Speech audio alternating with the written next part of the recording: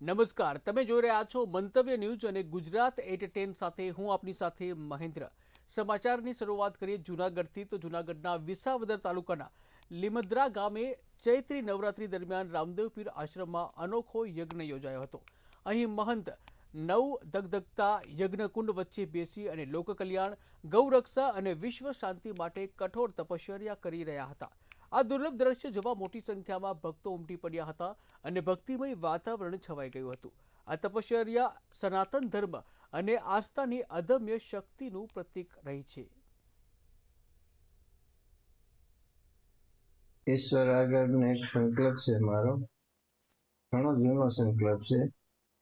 અત્યારે કલયુગનો સમય જેમ જેમ પસાર થતો જાય, જેમ જેમ સમય પાકતો જાય છે, એમ પ્રતિ મારા સનાતનના મૂળને મજબૂત કરવા માટે, કારણ કે સનાતનના મૂળમાં મારે ઉદય લાગવા મળે છે, એટલે એના મૂળને ખાતર મળે, એના મૂળને ભક્તિથી મારું પાણી મળે। મારે તપસ્યા રૂપી જે કંઈ મારા સનાતન માટે થઈ શકે તે કરું છું। અમારે અહીંયા પરમ પૂજ્ય રામદાસ બાપુ આજે 37-38 વર્ષથી આવેલા અને આ જગ્યાની સ્થાપના કરેલી રામદેવ પીર નકળંગ ધામ લીમદ્રા ગીર, અને બાપુ વર્ષોથી આ ચૈત્રી નોરતામાં અનુષ્ઠાન કરે અને નવ ધૂણી તાપે, ચારેક વાર અગ્નિના ગોળા હોય અને વૈષ્ણવ બાપુ બેઠા હોય। એ એક સનાતન ધર્મના રક્ષણ માટે, આપણા રક્ષણ માટે અને ગૌ માતાના રક્ષણ માટે। સુરતના ડિંડોલી વિસ્તારમાં મિત્રતાને કલંકિત કરતી ચોંકાવનારી ઘટના સામે આવી છે। ભેસ્તાન ઓવરબ્રિજ નીચે બે મિત્ર વચ્ચે સામાન્ય બાબતે થયેલી બોલાચાલી હિંસક બની ગઈ હતી। ત્યારે ગુસ્સાના આવેગમાં આવી એક મિત્રે બીજા મિત્ર પર છરીના ઘા ઝીકીને નિર્દયતાથી હત્યા કરી નાખી હતી।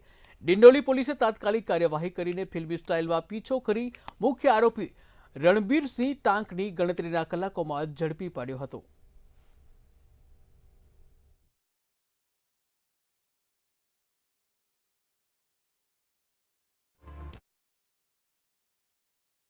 આમલેટ ની લારી વાળા એના દોસ્તાર જ હતા। તો પેલા ખાતા ખાતા એના પેલા શીખ પંજાબી છે ને, આમલેટ લારી ચલાવે એ માણસ આરીફ નામનો માણસ છે, એ લોકોનું એની હારી બનતી હતી। તો એ છે ને બાઈક પર બેહાડીને મારા ભાઈને લઈ ગયો મીઠી વાત કરીને, અને તો આવું કર્યું આ લોકોએ। તો આમલેટ વાળા લારી વાળાને બધું ખબર છે આ કેવી રીતે થયું, કેવી રીતે અમને ન્યાય જોઈતો છે। કોણ છે મારનાર, શું કારણ છે? એના ફ્રેન્ડ છે, અમને ખબર નહીં એ કોણ છે, પણ અમને ન્યાય જોઈતો છે। કઈ રીતે? આ આરીફ છે ને, આરીફને પકડશો તો તમે બરાબર ખબર પડી જશે। એટલે આ આરોપીએ એની પાસેના જે ચપ્પુ જે છે એની ઉપર હુમલો કર્યો એનાથી, અને પગના ભાગે ઉપરી પગના સાથળના ભાગે ઉપરી ચપ્પાના ઘા કર્યા। એના હિસાબે ત્યાં જ એ બેભાન જેવી હાલતમાં થઈ ગયો અને ફર્ધર ટ્રીટમેન્ટ માટે સિવિલ હોસ્પિટલમાં લઈ ગયા હતા, અને ત્યાં સારવાર દરમિયાન એનું મરણ જાહેર કરેલો હતો, જે અનુસંધાને આ ગુનો દાખલ થયેલો હતો। બનાવ બન્યા પછી આરોપી ત્યાંથી ફરાર થઈ ગયેલો હતો। સ્થાનિક પોલીસ સ્ટેશનને ડિસ્ટાફને આ ચોક્કસ બાતમી મળેલી હતી। બાતમી આધારે આ ગુનામાં જે સંડોવાયેલ આરોપી રઘુવીરસિંહ સોરનસિંહ ટાંક એ ભેસ્તાન આવાસમાં, સરદાર આવાસમાં રહે છે, અને એ મળી આવેલ છે, અને એકત્રિત પુરાવા આધારે એની ધરપકડ કરવામાં આવેલી છે। ખેડાના લસુંદ્રા ગામે થયેલા પ્રેમ લગ્ન કેસમાં મોટા સમાચાર સામે આવ્યા છે, જેમાં ભાગીને લગ્ન કરનાર પાટીદાર દીકરીની હત્યાનો એસપીજીએ દાવો કર્યો છે। તેમજ રણછોડ રબારી નામની વ્યક્તિએ પૈસા માંગ્યા હોવાના આક્ષેપ દિનેશ બાંભણિયા દ્વારા કરવામાં આવ્યા છે। આવો જોઈએ દિનેશ બાંભણિયાએ શું કહ્યું।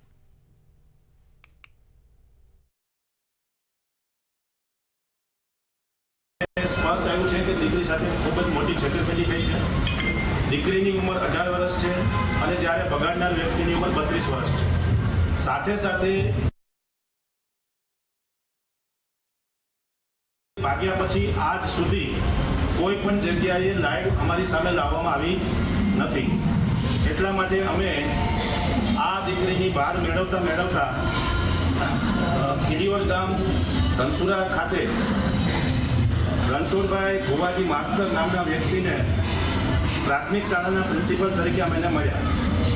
5 લોકો અમે એથી સમાજના ગયેલા અને સ્કૂલમાં મળી અને એની સાથે વાતચીત કરી, ત્યારે એણે સ્વીકારેલ કે દીકરીને બગાડવામાં મારો હાથ છે। રણછોડ માસ્તર અને એમના ભાઈ ઉપર તાત્કાલિક અસરથી ખંડણીની અને લૂંટની ફોજદારી ફરિયાદ દાખલ કરવામાં આવે. 3, પોલીસ સ્ટાફમાંથી જે 3 લોકો એમના સમાજના ઇન્વોલ્વ છે એમને તાત્કાલિક અસરથી ફરજ મોકૂફ કરવામાં આવે અને આમાં ગુમસુદાની પાકી એફઆઈઆર, એટેમ્પ્ટ ટુ મર્ડરની પાકી એફઆઈઆર દાખલ કરવામાં આવે અને હત્યાના આરોપી તરીકે રણછોડ રબારી અને એમના ભાઈને ટ્રીટ કરવામાં આવે. રાજકોટના ઈશ્વરિયા ગામમાં કડવા પાટીદાર મહાસંમેલન યોજાયું હતું, જ્યાં સંમેલન દરમિયાન સાંસદ પરસોત્તમ રૂપાલાએ સામાજિક મૂલ્યો પર ગંભીર ટકોર કરી હતી. તેમણે કહ્યું કે લગ્ન ખર્ચમાં આડંબર વધી રહ્યો છે અને મૂલ્યો ઘટી રહ્યા છે. વડીલોને ડસ્ટબિન સમાન ગણવાની માનસિકતા ખૂબ જ ચિંતાજનક છે. તેમજ વધુમાં કહ્યું કે આ અંગે ચિંતન નહીં કરીએ તો પ્રાણીઓ જેવી સ્થિતિ થશે. જોઈએ સાંસદ પરસોત્તમ રૂપાલાએ શું કહ્યું. એ કઈ આપણે કહેતા હોય કે આજે આપણે જ આ બધું કરી નાખ્યું છે એવું નથી. ધીમે ધીમે આ બધા પરિવર્તનો આવતા હોય છે. કેટલાક સમયની જરૂરિયાત પ્રમાણે આવતા હોય છે, કેટલાક સામાજિક જરૂરિયાતના પ્રમાણે આવતા હોય છે અને કેટલાક સમાજની ઉપર બીજી જે અસરો આવતી હોય એમાંથી આવતા હોય છે, દેખાદેખીથી આવતા હોય છે. એ બધા એમાંથી આવેલા છે. માનો કે આપણી આ પ્રી વેડિંગ કોઈ આપણી જરૂરિયાત નહોતી, પણ અડખે પડખેથી આપણામાં આવી ગયું.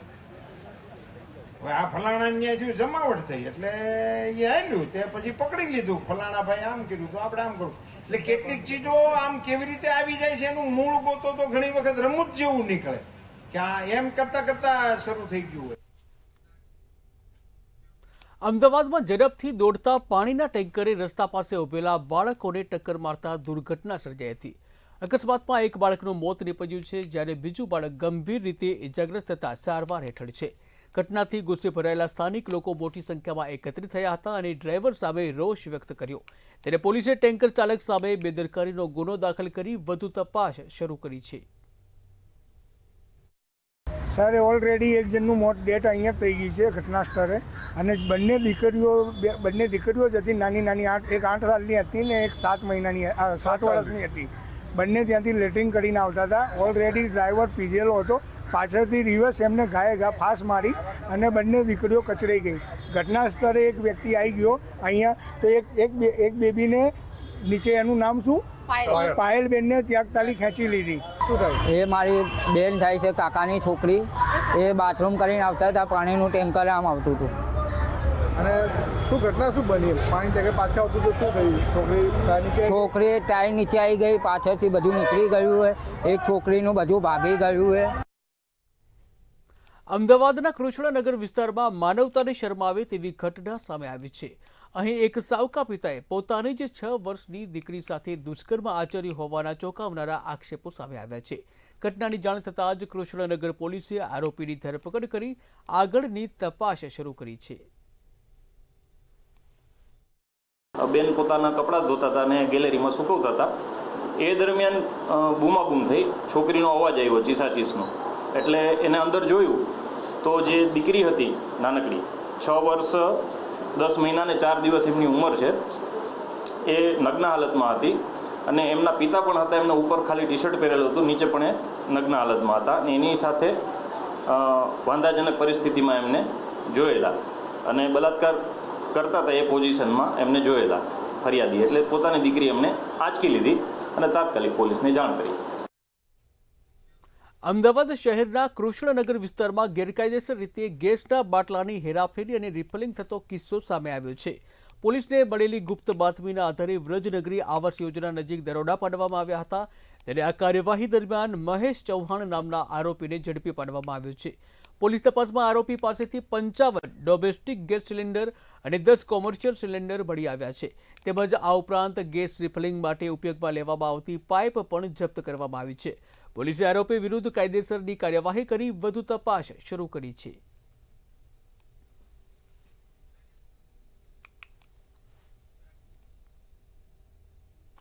અંતિમ ધામ એટલે લોકોની અંતિમ સફર. જિંદગીભર સરકારને વિવિધ ટેક્સ ભર્યા બાદ પણ અંતિમ ધામમાં શાંતિ નથી મળતી. જોઈએ ખાસ રિપોર્ટ. આ છે સ્માર્ટ સિટીનું હેરિટેજ સ્મશાન, અમદાવાદનું લાકડા વગરનું અંતિમ ધામ. લાકડા મૂકવા સ્ટોર રૂમ જ નથી. રાત્રે હેડલાઇટ, મોબાઈલ ટોર્ચથી અંતિમ વિધિ. પ્રાથમિક સુવિધાઓના નામે મીંડું જોવા મળ્યું. તૂટેલા બાકડા અને નળ વગરની ટાંકી. વિનોબા ભાવે નગરમાં કોર્પોરેશનના આવ્યા તેને ઘણા વર્ષો વીત્યા છતાં હજુ અંતિમ ધામમાં પ્રાથમિક સુવિધાઓ મળતી નથી. 20,000 લોકો જ્યાં વસે છે ત્યાં સ્મશાનમાં સુવિધાઓના અભાવે વટવા ઈસનપુર કે જમાલપુર સુધી દૂર જવું પડે છે. અતિ મહત્વની વાત એ છે કે રાત્રે અંતિમ વિધિ સમયે લોકોએ મોબાઈલ લાઇટ અને વાહનોની હેડલાઇટ કરીને વિધિ કરવી પડે છે. તૂટેલા પતરા, નળ વગરની ટાંકીઓ અને તૂટેલા બાકડાઓ આ તમામ વસ્તુઓની સાક્ષી પુરાવે છે કે કોર્પોરેશન ટેક્સ ઉઘરાવે છે પરંતુ સુવિધાની બાબતમાં ગામતળનું બહાનું આગળ ધરે છે. માણસ જ્યારે મરતો હોય છે ત્યારે છેલ્લે તેને અંતિમ વિધિ કરવામાં આવે છે, પરંતુ 15,000 કરોડના બજેટ ફાળવ્યા બાદ પણ હજી અમદાવાદ શહેરના ઘણા બધા વિસ્તારની અંદર અંતિમ જે ધામ આવેલા છે એટલે સ્મશાન જે આવેલા છે ત્યાં પૂરતી સુવિધા નથી. આવી સુવિધા કેમ નથી તો તેની પાસે ઘણા બધા કારણો છે અને કેમ નથી આપવામાં આવતી આપણે જાણીશું. મનીષભાઈ, આપણે જે સ્મશાન ઉપર ઊભા છીએ તેમાં શું શું નથી? આ સ્મશાન વિનોબા ભાવે નગર રામોલાથી જે વડમાં આવેલું છે. અહીંયા પ્રાથમિક સુવિધા કે માણસ અંતિમ શ્વાસ લે, આખી જિંદગી ટેક્સ ભર્યો હોય, ટેક્સ ભર્યા પછી પોતાના ટેક્સમાંથી જો અંતિમ શ્વાસ વખતે આવે તો એને પોતાને નોંધણી કરાવવા માટે એક સામાન્ય જે વ્યવસ્થા હોય છે નોંધણી માટેની, એ રૂમ નથી. અહીંથી માણસને 5 સાક્ષી લઈ નજીકના સેન્ટરમાં જવું પડે, 4 ધક્કા ખાય ત્યારે નોંધણી થાય અને પછી એને જે બાકીની એની જે વ્યવસ્થા હોય એ પૂરી થાય. મેં પાણી ટાંકી તો જોઈ છે પણ પાણીનું ટાંકીનું કનેક્શન કે નળ મને દેખાતા તમને જોયા છે તમે?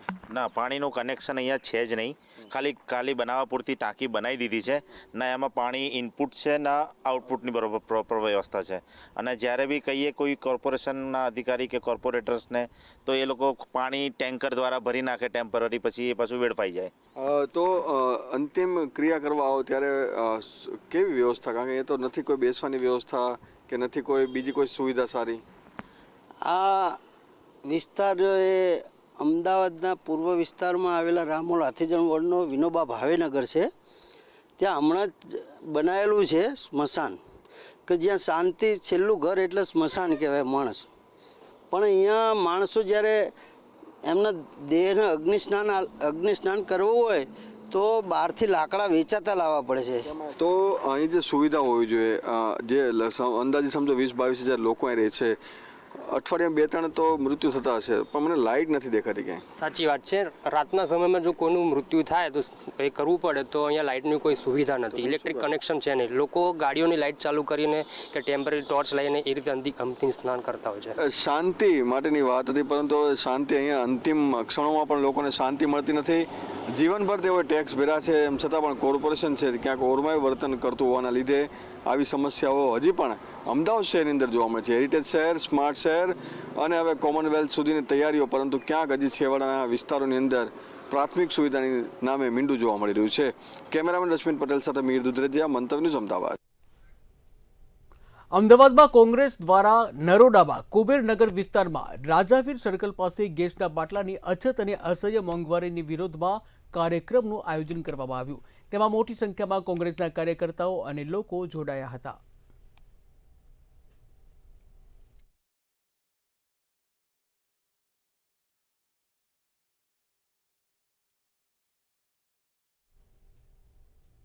મિડલ ઇસ્ટમાં ચાલી રહેલા યુદ્ધની અસર એક્સપોર્ટ હબ ઉપર પણ પડી રહી છે. યુએઈ અને ઓમાન પોર્ટ ઉપર ભારતના 5,000થી વધુ કન્ટેનર અટવાયા છે. ગલ્ફમાં મોકલેલી ₹500 કરોડની કેરી પર નુકસાનની આશંકા વ્યક્ત કરવામાં આવી છે. તેમજ ગાર્મેન્ટ કન્ટેનર અટવાતા ₹1,500 કરોડના બિઝનેસ ઉપર અસર પડી રહી છે. એક્સપોર્ટરને ધ્યાનમાં રાખી પેકેજ જાહેર કરવાની માંગ ઉઠવા પામી છે.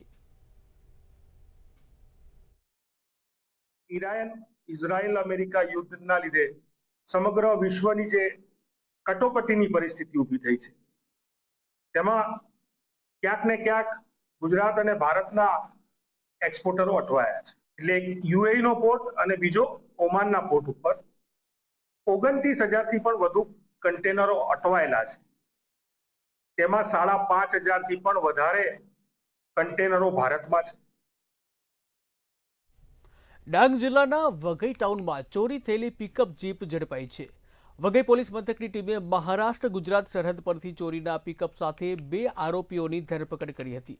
પૂછપરછમાં આરોપીઓએ ડાંગ અને નવસારીના વાંસદા તાલુકામાં થયેલ અન્ય ગુનાઓની પણ કબૂલાત કરી હતી. પોલીસે પિકઅપ, 3 મોટરસાયકલ, સબમર્સિબલ મોટર અને ઇલેક્ટ્રિકલ સામાન સહિત રૂપિયા 10 લાખથી વધુનો મુદ્દામાલ કબજે કર્યો છે.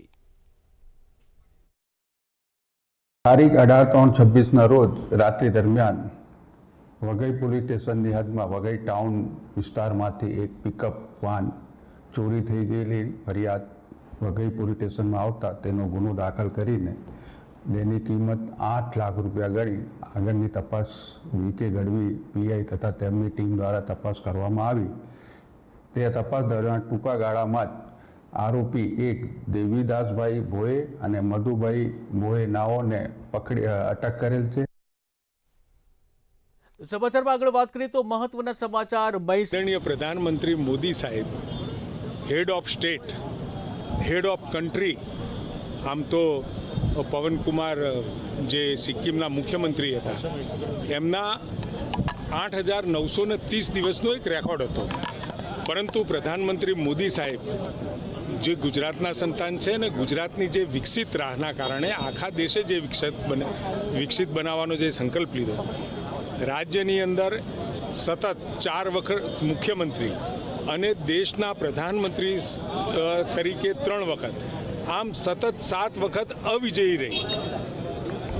ક્યારેય પરાજય એમના નેતૃત્વમાં પ્રજાએ ક્યારેય જાકારો નથી આપ્યો અને આજે 8,931 દિવસ સાથે સૌથી વધારે હેડ ઓફ ગવર્મેન્ટ રહી અને આ રેકોર્ડ એમને પૂરો કર્યો છે. તો વલસાડથી મહત્વના સમાચાર સામે આવી રહ્યા છે. વલસાડના સાંસદ ધવલ પટેલની રજૂઆત રંગ લાવી છે. તો મહત્વના સમાચાર વલસાડથી સાંસદ ધવલ પટેલ દ્વારા રજૂઆત કરવામાં આવી હતી. આ રજૂઆત રંગ લાવી છે. માછીમારો માટે ભાવ વધારો પાછો ખેંચવાનો મહત્વનો નિર્ણય કે જ્યાં ડીઝલમાં 22 રૂપિયાનો વધારો હવે પાછો ખેંચવામાં આવ્યો છે. જે વૈશ્વિક પરિસ્થિતિને જોઈને ભારત પેટ્રોલિયમ દ્વારા જે આપણા માછીમારો બોટ યુઝ કરે છે એમાં ડીઝલમાં 22 રૂપિયા અને 43 પૈસાનો વધારો કર્યો હતો. એની રજૂઆત માછીમારો ભાઈઓ બહેનોએ સાંસદશ્રીઓ જે પૂરા દરિયાકાંઠા પર છે ધારાસભ્યશ્રીઓને કરી અને એ જ રજૂઆત અમે અમારા મુખ્યમંત્રી ભૂપેન્દ્ર પટેલ સાહેબ અને કેન્દ્રમાં આપણા મોદી સાહેબે બી કરી અને અમારા પ્રધાનમંત્રી મોદી સાહેબ અને ભૂપેન્દ્ર પટેલ સાહેબ આપણા માછીમાર સમાજ માટે હંમેશા ચિંતિત રહે છે, સંવેદનશીલ રહે છે. એટલે તરત જ આ નિર્ણય લીધો કે જે જૂના ભાવે એમને ડીઝલ મળતું હતું એ જ રીતે જૂના ભાવે જ એમને ડીઝલ મળશે અને આપણા માછીમાર જે સમાજ છે એમને કોઈ પણ જાતનો એડિશનલ બોજ ના પડે એના માટે એકદમ સકારાત્મક નિર્ણય લીધો છે. તો વલસાડથી અન્ય મહત્વના સમાચાર સામે આવી રહ્યા છે જ્યાં આમ આદમી પાર્ટીને મોટો ફટકો પડ્યો છે. તો મહત્વના 13 साल के लंबे समय के बाद, ठहराव के बाद आम आदमी पार्टी आज मैं छोड़ रहा हूँ. छोड़ने की वजह संगठन की कहीं न कहीं कुव्यवस्था कह सकते हैं आप. हमने कई बार पत्राचार करा प्रदेश के स्तर पे, जोनल स्तर पे, कि जिन साधनों की ज़रूरत हमको है, जो व्यवस्था हमें चाहिए, क्योंकि हमारा संघर्ष कोई सामान्य व्यक्ति विशेष से नहीं है. पूरा एक ऐसा तंत्र है जिसके खिलाफ हमें लड़ना है. तो जब ये यथोचित सहयोग नहीं मिला तो निश्चित तौर पे हमारे पास सिर्फ एक ही विकल्प था, हमारे पास एक ही रास्ता था कि हम स्थिति बदले और कुछ और व्यवस्था बनाए ताकि संघर्ष मजबूत हो और आगामी महानगर पालिका का जो चुनाव है उसके अंदर हम मजबूती से लड़े और अपनी उपस्थिति मजबूती से दर्ज कराएं. તો વલસાડથી અન્ય મહત્વના સમાચાર સામે આવી રહ્યા છે જ્યાં વિવા કંપની યુનિટ 2 માં આગ લાગવાની ઘટના સામે આવી છે. ત્યારે વલસાડથી મહત્વના સમાચાર વિવા કંપની યુનિટ 2 માં આગ લાગ્યા હોવાના સમાચાર સામે આવી રહ્યા છે. ખતલવાડ ગ્રામ પંચાયત વિસ્તારમાં આવેલી છે આ કંપની જેમાં આગ લાગવાની ઘટના સામે આવી છે. ત્યારે ફાયર ફાઇટરો ફાયર બ્રાઉઝર સાથે ઘટના સ્થળે દોડી આવ્યા હતા. આગ ઉપર કાબુ મેળવવાનો પ્રયાસ કરવામાં આવ્યો છે. ત્યારે હાલ આગ ઉપર કાબુ મેળવવાનો પ્રયત્ન ચાલુ છે. ત્યારે કામદારો સમયસર બહાર નીકળી જતા કોઈ જાનહાનિ થઈ નથી. ત્યારે મહત્વના સમાચાર વલસાડથી વિવા કંપની યુનિટ 2 માં આગ લાગી હોવાના સમાચાર સામે આવે છે જ્યાં કર્મચારીઓ જે છે સમયસર બહાર નીકળતા જાનહાનિ ટળી હતી. ફાયર બ્રિગેડને જાણ કરતા જ ફાયર બ્રિગેડનો કાફલો તાત્કાલિક ઘટના સ્થળે પહોંચ્યો હતો અને આગ ઉપર. તો અમદાવાદના સાણંદથી મહત્વના સમાચાર સામે આવી રહ્યા છે, જ્યાં અમદાવાદના સાણંદ ખાતે ભવ્ય તિરંગા યાત્રા યોજાઈ હતી. ત્યારે સાણંદમાં ભવ્ય તિરંગા યાત્રા યોજાઈ હતી. મોટી સંખ્યામાં કાર્યકર્તાઓ જોડાયા હતા. વીરાંજલી કાર્યક્રમની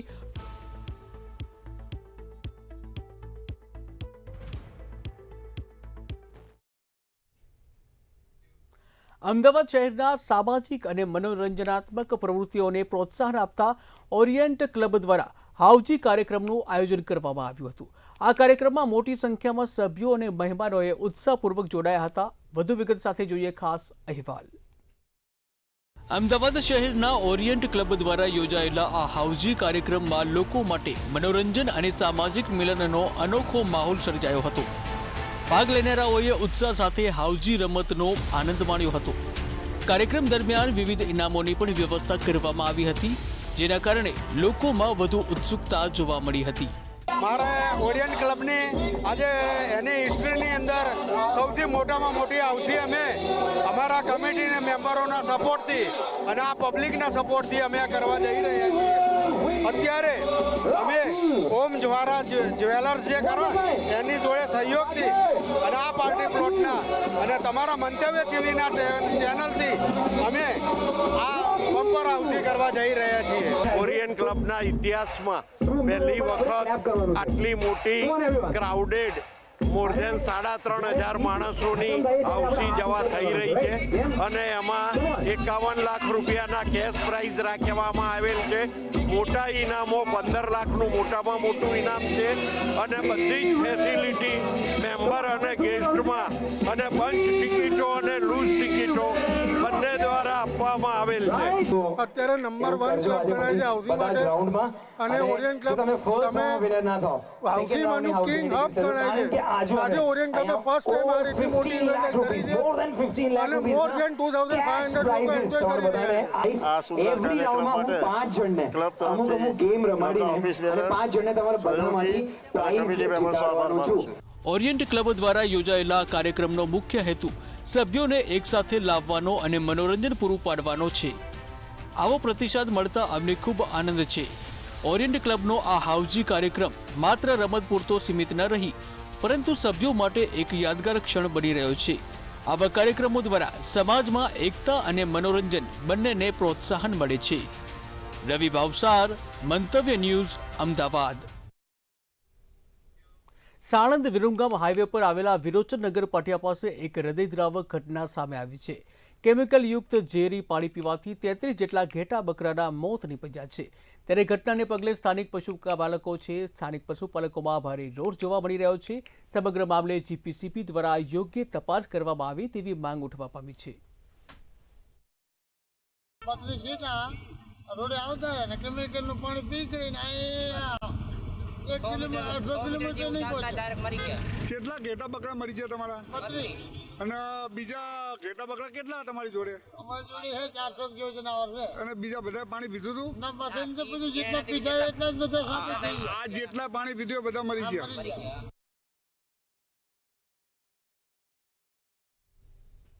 તો ગુજરાત એટ 10માં હાલ બસ આટલું જ. વધુ સમાચાર માટે જોતા રહો મંતવ્ય ન્યૂઝ. નમસ્કાર.